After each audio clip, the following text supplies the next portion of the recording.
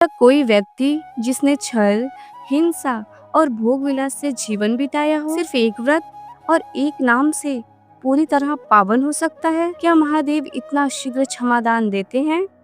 आज की कथा श्रावण मास की तीसरी सोमवार की कथा है। सुनिए उस राजकुमार की कहानी जिसका जीवन पापों से भरा था, पर एक दिन जब उसने सिर्फ ओम नमः शिवाय का उच्चारण किया, भोलेनाथ ने उसे तुरंत पाप मुक्त कर दिया। यह सिर्फ कथा नहीं, यह भक्ति की सच्ची महिमा है। पापी राजकुमार का जीवन। बहुत समय पहले की बात है। अवंती प्रदेश वर्तमान उज्जैन में एक राजा राज्य करता था।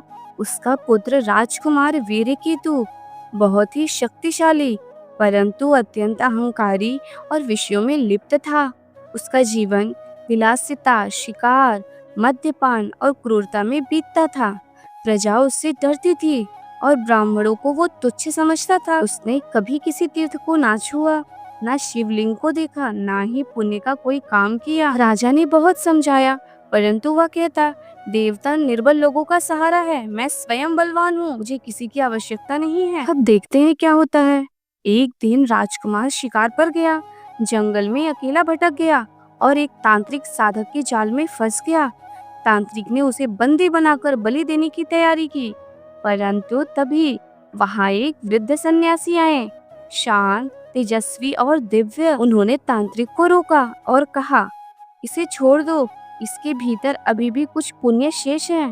तांत्रिक ने क्रोधित होकर कहा कि पापी है, ब्रह्म हत्या, व्यभिचार, अभिमान सब कुछ है इसमें। वृद्ध ने कहा, फिर भी यदि यह एक बार भी ओम नमः शिवाय बोले तो ये पाप छीण हो सकते हैं। तांत्रिक हंसा और राजकुमार को चुनौती दी, बोलो यदि तुम्हें जीवन चाहिए तो शिव का नाम लो। राजकुमार ने पहली बार डर, विवशता और आशंका में कहा, ओम नमः शिवाय, और तुरंत उसी क्षण चारों ओर एक दिव्य प्रकाश फैला।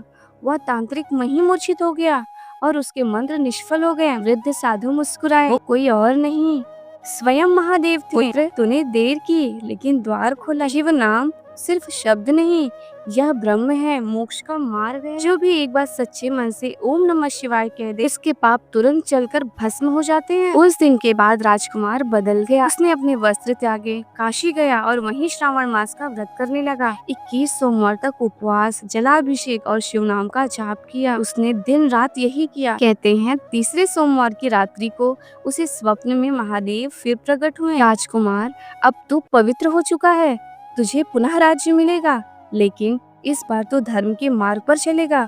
अगले ही दिन उसका पिता उसे लेने आया। राजा ने घोषणा की, अब राजकुमार वीरकेतु नहीं, धर्मकेतु राज्य का उत्तराधिकारी होगा। उसने राज्य संभाला, मंदिर बनवाए और श्रावण मास भर सोमवार भंडारा और कथा की परंपरा शुरू की। पापों का भार कितना ही भारी क्यों न हो, शिव नाम हल्का कर देता है।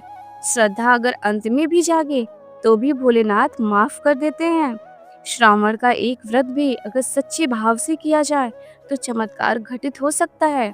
ओम नमः शिवाय ये मंत्र नहीं, मोक्ष का द्वार है। ऐसे ही दुर्लभ, प्राचीन और जीवन बदल देने वाली कथाएं हर सोमवार सिर्फ और सिर्फ डिवाइन इमेजिन पर। अगर आप भी सोचते हैं कि जीवन में बदलाव लाना कठिन है तो बस शिव का नाम लेना शुरू कीजिए, आपका जीवन भी पावन हो सकता है। लाइक करें, कमेंट में लिखें जय शिव शंकर और डिवाइन इमेजिन को सब्सक्राइब करके जुड़े रहिए श्रद्धा के इस दिव्य पथ पर। रुकिए और अब तैयार हो जाइए। चौथे सोमवार को हम सुनेंगे वो कथा जहां एक स्त्री ने केवल बेल पत्र चढ़ाकर ऐसा पुण्य कमाया कि स्वर्ग के देवता भी आश्चर्यचकित हो गए। अगली सोमवारी एक नई कथा, एक नई लीला और एक शिव भक्ति का नया रूप। हर हर महादेव। जय स्वामीनारायण दास ना दास।